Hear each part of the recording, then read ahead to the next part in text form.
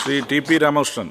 Sir, കേരളത്തിൻ്റെ ധനപരമായ ആവശ്യങ്ങൾ നിറവേറ്റുന്നതിന് നമുക്കർഹമായ നികുതി വിഹിതം ലഭ്യമാവുക എന്നത് പ്രധാനപ്പെട്ടതാണ്. സർ, അർഹമായ നികുതി വിഹിതം ലഭ്യമാക്കുന്ന കാര്യത്തിൽ ജനങ്ങളാകെ ഒറ്റക്കെട്ടായി നിൽക്കേണ്ടതുണ്ട്. ഈ കാര്യത്തിൽ കേരളത്തിലെ പ്രതിപക്ഷത്തിൻ്റെ നിലപാട് സഹായകരമാകുന്നുണ്ടോ? ഈ പ്രശ്നത്തിൽ കേന്ദ്ര നികുതി വിഹിതം വർദ്ധിപ്പിക്കാൻ, ഈ സാഹചര്യത്തിലും കേന്ദ്ര നികുതി വിഹിതം വർദ്ധിപ്പിക്കാൻ എന്തൊക്കെ നടപടികളാണ് സംസ്ഥാന ഗവൺമെന്റ് സ്വീകരിക്കാൻ ഉദ്ദേശിക്കുന്നത് എന്നുള്ളതും വ്യക്തമാക്കുന്നു. സാർ, ഒന്നാമത്തെ ചോദ്യം ഒരു സംസ്ഥാനത്തെ സംബന്ധിച്ച് വളരെ പ്രധാനമാണ് സാർ. കാരണം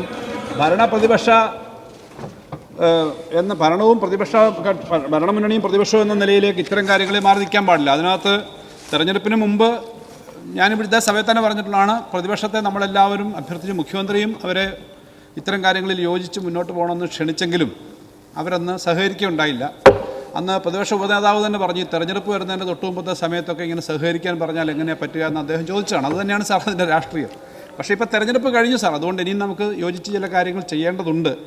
എന്തായാലും വലിയ തോതിൽ നമുക്ക് വന്നിട്ടുള്ള നഷ്ടം പ്രധാനമായും കേന്ദ്ര ഗവൺമെൻറ് നയങ്ങൾ കാരണമാണ് സാർ. അത് അദ്ദേഹത്തിൻ്റെ ചോദ്യം വളരെ ശരിയാണ്. ഇതിനകത്ത് വരുമാനം വർദ്ധിപ്പിക്കാൻ വേണ്ടി സംസ്ഥാന സർക്കാർ ചെയ്യുന്ന ധാരാളം കാര്യങ്ങളുണ്ട് സാർ. അതിൻ്റെ ഭാഗമായിട്ട് നമുക്ക് നമ്മുടെ വരുമാനം വർദ്ധിക്കുന്നുണ്ട്. വരുമാനത്തിൻ്റെ കാര്യത്തിൽ സാർ, ഈ ടാക്സ് വരുമാനം, നികുതി വരുമാനം മാത്രം 56% വർദ്ധിച്ചു. നോൺ ടാക്സ് വരുമാനവും ടാക്സ് വരുമാനവും നികുതിയേതര വരുമാനം കൂടി നോക്കിയാൽ സാർ 3 വർഷം കൊണ്ട് 65% വർദ്ധിച്ചിട്ടുണ്ട് സാർ. വിവിധ മേഖലകളിൽ വരുമാനം വർദ്ധിക്കാനുള്ള പ്രവർത്തനങ്ങൾ നടത്തിക്കൊണ്ടിരിക്കുന്നുണ്ട്. ആ പ്രവർത്തനങ്ങൾ കൂടുതൽ സജീവമായി മുന്നോട്ട് കൊണ്ടുപോകണം സാർ. Second question. കേന്ദ്രാവിഷ്കൃത പദ്ധതിയുടെ കേന്ദ്രവിഹിതം യഥാസമയം ലഭിക്കുന്നുണ്ടോ? ഈ പ്രശ്നത്തിന് പരിഹാരമുണ്ടാക്കാൻ സംസ്ഥാന ഗവൺമെൻറ് ആവിഷ്കരിക്കുന്ന പദ്ധതികൾ വിശദീകരിക്കാമോ? സാർ, ഈ ആൻസറിൽ വളരെ വിശദമായ ആ ഭാഗം സംബന്ധിച്ച് പറഞ്ഞിട്ടുണ്ട്. സാർ, ഈ കേന്ദ്രാവിഷ്കൃത പദ്ധതികളിൽ നേരത്തെ ഉണ്ടായിരുന്ന ഒരു റേഷ്യോ ഉണ്ട്. സംസ്ഥാനം അതിനകത്ത് സാർ, നീതി ആയോഗ് നിലവിൽ വന്നതിന് ശേഷമാണ് സാർ വിവിധ മന്ത്രാലയങ്ങളുടെയും മുഖ്യമന്ത്രിമാരുടെ ഉപഗ്രൂപ്പിൻ്റെയൊക്കെ ശുപാർശകളുടെ അടിസ്ഥാനത്തിൽ 2016 മുതൽ core of the core 90:10, core 60:40, optional 50:50 എന്നീ ഗണങ്ങളിലൊക്കെ പെടുത്തി പല കാര്യങ്ങളും പറഞ്ഞിരുന്നു. നേരത്തെ 75% വരെ കേന്ദ്രാവിഷ്കൃത പദ്ധതികളുടെ ഭാഗമായി നമുക്ക് കിട്ടിയിരുന്നത് ഇപ്പോൾ വേറെ വലിയ തോതിൽ കുറച്ചിരിക്കുകയാണ്. ഇന്നലെ ഇവിടെ വളരെയേറെ ചർച്ച ചെയ്ത ജലവിതരണവുമായി ബന്ധപ്പെട്ട വലിയ പദ്ധതികളിലൊക്കെ 50% മാത്രമാണ് സാർ. ഇങ്ങനെ സംസ്ഥാനങ്ങൾ കൊടുക്കുന്ന CSS സ്കീമിൽ വലിയ വെട്ടിക്കുറവ് വരുത്തിയിട്ടുണ്ട്.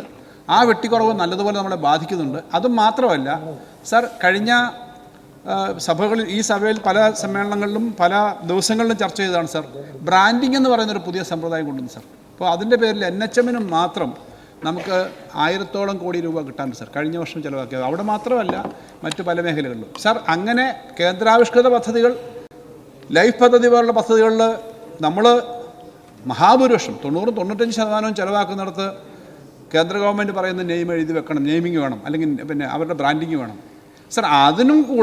അതും കൂടാതെ വിഴിഞ്ഞം പോലുള്ള പദ്ധതികൾക്ക് ക്യാപിറ്റൽ ഇൻവെസ്റ്റ്മെൻറ്റിന് വേണ്ടി ചെയ്യാവുന്ന CAPEX പദ്ധതികളുണ്ട് സാർ. ആ CAPEX പദ്ധതികൾക്കും പണം തരണമെങ്കിൽ നമുക്ക് അനുവദിക്കുന്നില്ല. കഴിഞ്ഞ പ്രാവശ്യം ഏകദേശം 2000-ഓളം കോടി രൂപ നമ്മൾ എലിജിബിളായിരുന്നു.